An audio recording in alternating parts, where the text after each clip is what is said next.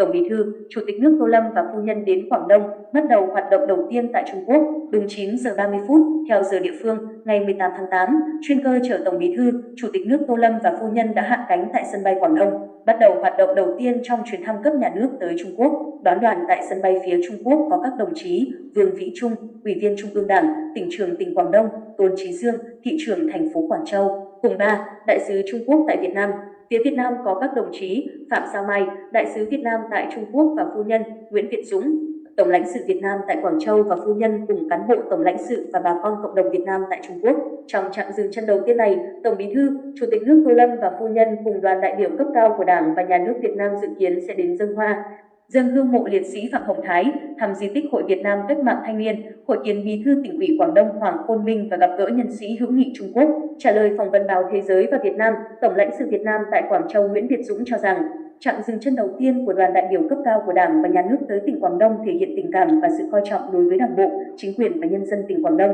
Một tỉnh không chỉ gần gũi về mặt địa lý mà còn có lịch sử gắn bó sâu sắc với Việt Nam. Cách đây đúng tròn 100 năm, 1924 đến 2024, thành phố Quảng Châu, tỉnh Quảng Đông là nơi Chủ tịch Hồ Chí Minh với tên gọi Lý Thụy trên cương vị phái viên của Quốc tế Cộng sản trong phái bộ của cố vấn Borodin bên cạnh chính phủ Tôn Trung Sơn, chọn làm điểm dừng chân, một địa bàn hoạt động, một căn cứ địa quốc tế của cách mạng Việt Nam. Đây cũng chính là nơi nhiều bậc tiền bối cách mạng Việt Nam từng sinh sống và hoạt động cách mạng,